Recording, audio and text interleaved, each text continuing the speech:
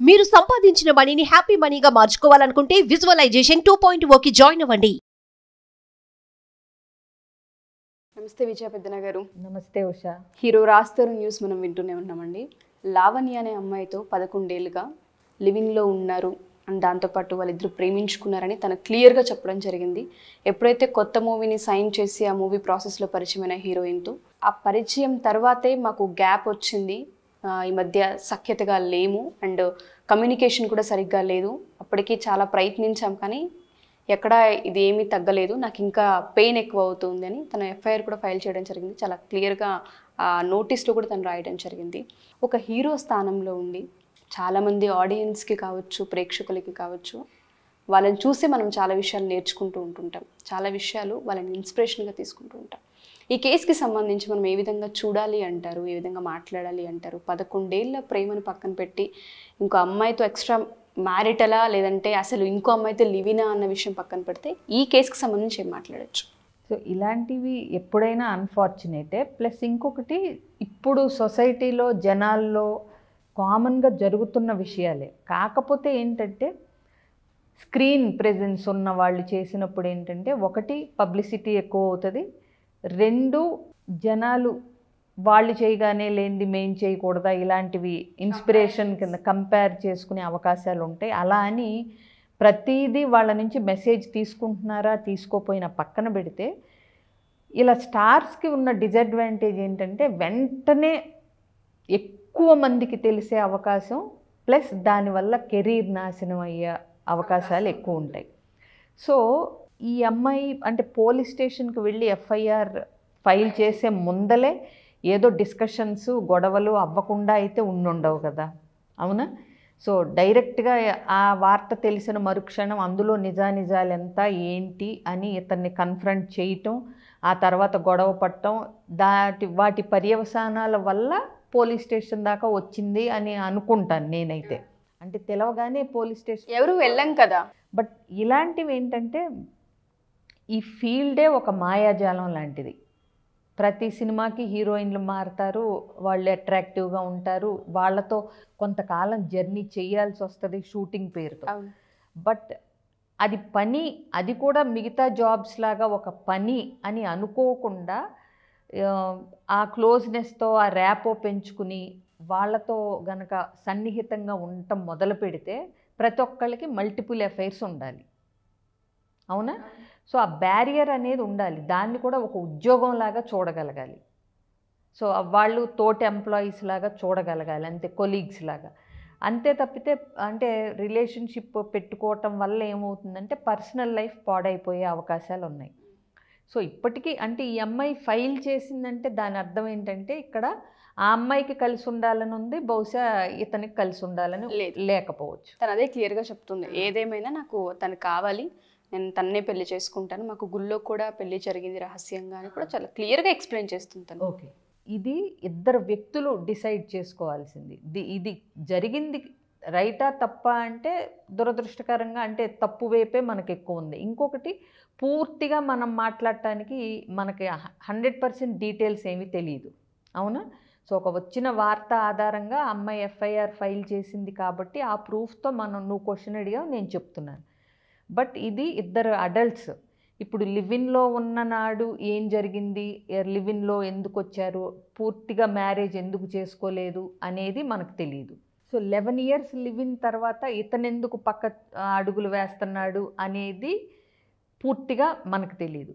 But వాళ్ళిద్దరూ ఆలోచించుకోవాల్సింది ఏంటంటే, ఒక సవ్యమైన పద్ధతిలో, నేను ఎప్పుడూ చెప్తాను కదా, ఫస్ట్ ఆఫ్ ఆల్ లీగల్గా మ్యారేజ్ లేనప్పుడు ఎంతవరకు రైట్స్ ఉంటాయి అనేది ఆ అమ్మాయిది. బహుశా లాయర్ అయితే ఇంకా బాగా మాట్లాడతారేమో, చూసుకోగలగాలి. సో అసలు ఇప్పుడు దీనికి ఇప్పుడు పెళ్ళైపోయింది అనుకోండి, ఎక్స్ట్రా మ్యారిటల్ అఫైర్ ఉన్నప్పుడు నచ్చకపోతే డివోర్స్ తీసుకోమని చెప్తాం. మరి ఇప్పుడు ఏం చెప్పాలనేది ఐడియా లేదు, అవునా? ఎందుకంటే లివిన్ ఎంతవరకు వ్యాలిడ్ అనేది మనకి తెలీదు. ఇంకొకటి, ఒకవేళ ఇతను చేసింది తప్పు, నిజంగానే ఇంకొక అమ్మాయిని ఇష్టపడి అటువైపే మొగ్గుతాను అని చెప్తే కనుక లాక్కొచ్చి కూర్చోబెట్టయితే మనం చేయించలేము. ప్లస్ కొన్ని సందర్భాల్లో అలా అని వదిలేస్తే కంటే కూడా, ఇప్పుడు ఇంకొకటి, ఇతను టెంపరీ రిలేషన్షిప్పా ఇప్పుడు ఆ హీరోయిన్తో, మళ్ళీ ఇప్పుడు హీరోయిన్స్ ఏముంటుంది, ఈ సినిమా అయిపోగానే నెక్స్ట్ సినిమా బుక్ అవగానే వాళ్ళు వెళ్ళిపోతారు, ఉండొచ్చు ఉండకపోవచ్చు. ఇప్పుడు అదే ఇద్దరు అడల్ట్స్ అంటే వాళ్ళకి మామూలుగా వాళ్ళకి ఓటు హక్కు ఇవన్నీ ఉన్నాక ఇద్దరు వ్యక్తులు ఇష్టం లేదంటే విడిపోవచ్చు, ఇష్టం ఉందంటే కలిసి ఉండొచ్చు. కాకపోతే దానికి ఒక చట్టపరంగా ఒక వ్యాలిడిటీ ఉన్నప్పుడు ఇంకా బెటర్ అవుతుంది. సో ఇప్పుడు డివోర్స్ తీసుకుని అయినా, ఇంకొకటి ఇతను తప్పు తెలుసుకుని వెనక్కి వచ్చే అవకాశాలు ఉన్నాయి. బట్ ఏదైనా ఇలాంటివి జరుగుతున్నప్పుడు ఏంటంటే ప్రతి ఒక్కళ్ళు కాన్సిక్వెన్సెస్ని ఫేస్ చేయాలి అనేది తెలుసుకుని బిహేవ్ చేయాలి.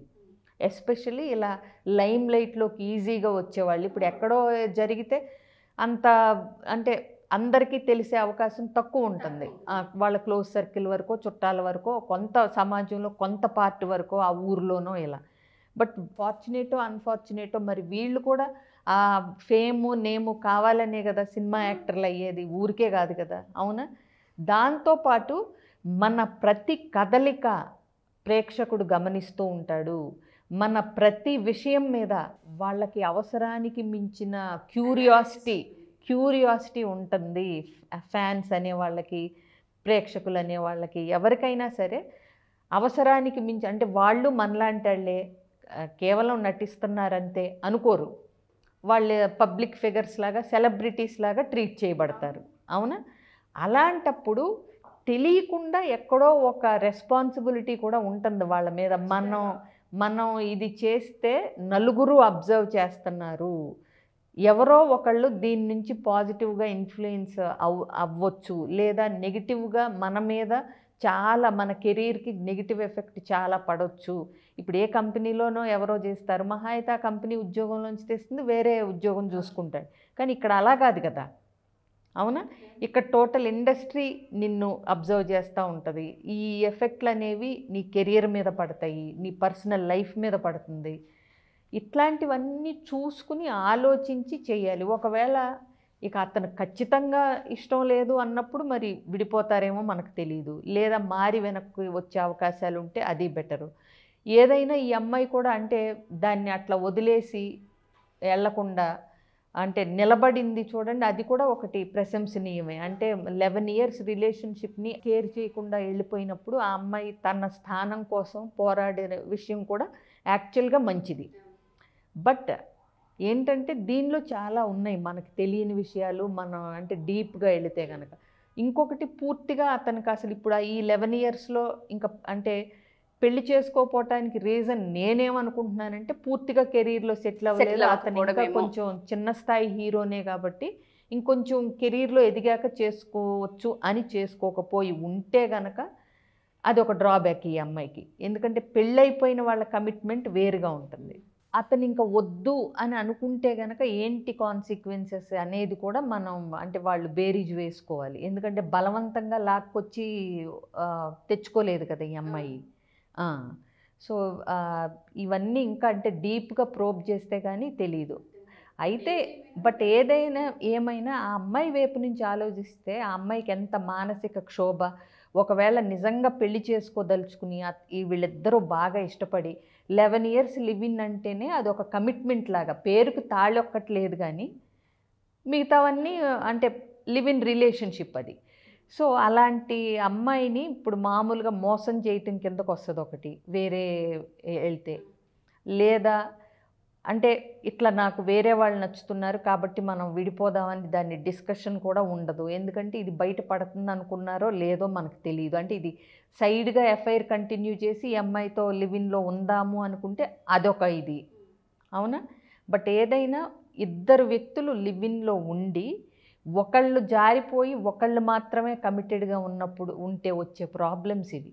సో అందుకే అనేది, సో పెళ్ళైనా ఇలాంటివి ఎఫ్ఐఆర్స్ ఉండవా అంటే ఉంటాయి. బట్ నీకు పెళ్ళిలో ఒక న్యాయస్థానం అనేది ఒక సపోర్ట్ ఉంటుంది, పేరెంట్స్ అనేది ఒక సపోర్ట్ ఉంటుంది, సమాజం నుంచి కూడా పాజిటివ్ సపోర్ట్ ఉంటుంది, అవునా?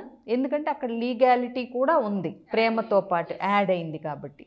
ఇక్కడ ఏంటంటే లివిన్లో డిసడ్వాంటేజ్ ఉంటుంది కొద్దిగా, లివిన్ అనేసరికి. సో అందుకోసమనే చెప్తూ ఉంటుంటాం, అమ్మాయికి కావచ్చు అబ్బాయి కావచ్చు లివిన్లో ఉంటున్నారు అంటే చాలా కాన్సిక్వెన్సెస్ కూడా ఉంటాయి.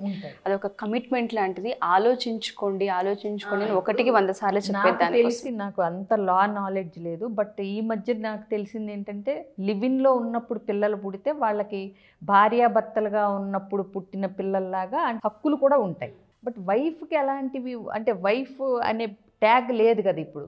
లివిన్ అని ఉన్నప్పుడు భార్యాభర్తలు అనలేము, అనాలో లేదో తెలియదు, లివిన్ అని అంటాం మనం. సో ఇలాంటప్పుడు ఇప్పుడు ఆ అమ్మాయికి హక్కులేంటో కూడా తెలుసుకోవాలి. ఇప్పుడు ఆ అమ్మాయి తన 11 ఏళ్ల జీవితాన్ని కోల్పోయినట్టే కదా ఇప్పుడు ఇతను కనుక వెనక్కి తగ్గి అంటే తెలుసుకుని రాకపోతే కనుక. సో ఇలాంటివన్నీ అంత బాగున్నప్పుడు బాగానే ఉంటాయి. ఇప్పుడు నిన్నటి వరకు మనకు తెలియదు దీని గురించి ఏమి, ఇవాళ హఠాత్తుగా ఒక వార్త హైలైట్ అయింది, అవునా? సో ఏదైనా సవ్యంగా ఉన్నంతసేపు ఎవ్వరికి పెద్ద సమస్య ఉండదు. సో ఏదైతే దట్టు పాజిటివ్ది వస్తే కూడా ఎవ్వరూ అంత దాని మీద అంత క్యూరియాసిటీ కానీ చర్చ కానీ ఉండదు, అవునా? పాజిటివ్గా ఉంటే. నెగిటివ్ అనేపాటికి విపరీతమైన పబ్లిసిటీ ఉంటుంది, బ్యాడ్ కాన్సిక్వెన్సెస్ ఉంటాయి, రెప్యుటేషన్ చాలా పోతుంది. అందరూ దీని గురించి ఎక్కువ అవసరమైన దానికంటే కూడా ఎక్కువ మాట్లాడే అవకాశం కూడా ఉంటుంది. సో ఇవాళ మనం మాట్లాడుతున్నాము అంటే అది చేయటం కరెక్ట్ కాదు, ఆ అమ్మాయి పడే బాధ అర్థం చేసుకోవాలి, ఇతను చేసింది కరెక్ట్ కాదు అనే నెగిటివిటీ మీదే కదా మనం మాట్లాడుతున్నాము, అవునా? సో ఏదైనా ఇలాంటి విషయాలు తొందరపాటు లేకుండా ఇవి బయటకు వస్తే కాన్సిక్వెన్సెస్ ఏంటని ప్రతి ఒక్కళ్ళు ఆలోచించుకుంటే సరే, మనస్సాక్షి ఇవన్నీ కాసేపు పక్కన పెడదాం. అసలు బయటకు వస్తే నా పరిస్థితి ఏంటి, నాకు అందరూ అంటే ఎలా ట్రీట్ చేస్తారు, నా కెరీర్ మీద ఎలాంటి ఎఫెక్ట్ పడుతుంది, ఇవన్నీ మనస్సాక్షిని తొక్కి పట్టకుండా ఆలోచించి నేను ఇప్పుడు అన్నట్టు అనిపించడం వేరు, రైట్ థింగ్ టు డూ వేరు. ఆ డిఫరెన్స్ని తెలుసుకోగలిగిన మనకు అనిపించిందల్లా చేసుకుంటూ పోతే ఇక అంటే న్యాయం ధర్మం అనే కొన్ని ఉంటాయి, మనస్సాక్షి ఇవన్నీ. అంటే ఇది కరెక్టా కాదా, ఇది చేస్తే నేను తప్పు చేస్తానా, ఇది నా సరైన నిర్ణయమా, ఇదే తప్పు నేను నా తమ్ముడు కానీ అన్న కానీ నా ఫ్రెండ్ కానీ క్లోజ్ ఫ్రెండ్ కానీ చేస్తుంటే నేనేం సలహా ఇస్తాను, ఇలాంటివి అనుకున్నప్పుడు ఏంటంటే అట్లీస్ట్ దానికి అడ్డుకట్ట వేయటము, లేకపోతే ఇంకొకళ్ళతో కొంచెం తెలిసిన వాళ్ళతో కౌన్సిలర్స్తో మాట్లాడి ఇట్లా అనిపిస్తుంది, నన్ను నేను ఎలా ఆపుకోవాలి, ఎలా కంట్రోల్ చేసుకోవాలి, ఈ స్టెప్ వేయకుండా ఎలాంటి చర్యలు పాటించాలి నేను అనేది తెలుసుకోగలిగితే అదొక బెటరు. బట్ తెలిసి కూడా చేస్తే ఇంకా మనం చేసేదేం లేదు. ఇప్పుడు మోసం కింద వస్తుంది అది, తెలిసి కూడా చేస్తే. నువ్వు ఆగకపోతే తప్పు అని తెలిసి కూడా ఆగకుండా చేస్తే ఆబ్వియస్గా దాని కాన్సిక్వెన్సెస్ ఖచ్చితంగా వచ్చే తీరుతాయండి. అదైతే గమనించుకోవాలి ఎవరైనా సరే. తప్పు అని తెలిసి కూడా చేసేవాళ్ళు, మోసం అని తెలిసి కూడా చేసేవాళ్ళు ఏదో ఒక రూపంలో దాని కాన్సిక్వెన్సెస్ బేర్ చేయాలి అని అయితే తెలుసుకోగలగాలి. మీరు అన్నట్టుగానే రెప్యుటేషన్ ఒకటి, అండ్ దాంతోపాటు లైమ్ లైట్లో ఉన్నారు కాబట్టి ప్రజలు మనల్ని చూస్తూ ఉన్నారు. తప్పు రైట్ అనే విషయాలు పక్కన పెడితే మన మనస్సాక్షి ఒకటి ఉంటుంది, దానికి సమాధానం చెప్పుకోవాలన్న వాటిపైన వాళ్ళకి ఏమాత్రం అవగాహన ఉన్నా కెరీర్ పైన ఫోకస్డ్గా ఉంటారు. 11 ఏళ్ళు ఉండి పక్కకు వచ్చున్నారు అంటే ఏం జరిగిందన్న విషయాలు పక్కన పెడితే ఒకటి అటు క్లియర్ చేసుకున్న స్టెప్ తీసుకోవాల్సిన అవసరం ఉందనేది గుర్తుపెట్టుకోగలగాలి. ప్లస్ ఇదే తప్పు ఆ అమ్మాయి చేస్తే ఎలా ఫీల్ అవుతాం, ఎగ్జాక్ట్లీ దాన్ని ఒకసారి ఫీల్ అవ్వగలిగితే అన్నా తెలిసే అవకాశం ఉంటుంది. మీరు అన్నట్టుగా పూర్తి వివరాలు ఏంటనేది మనకి ఇంకా తెలియాల్సి ఉంది కాబట్టి దాన్ని బట్టి చూద్దాం అసలు ఏంటి, ఆయన ఏం రెస్పాండ్ అవుతారనేది కూడా. Thank you Vijay ma'am, thank you so much. Suman టీవీలో మీ పర్సనల్ అండ్ బిజినెస్ ప్రమోషన్స్ కోసం కింది నెంబర్కి కాంటాక్ట్ చేయండి.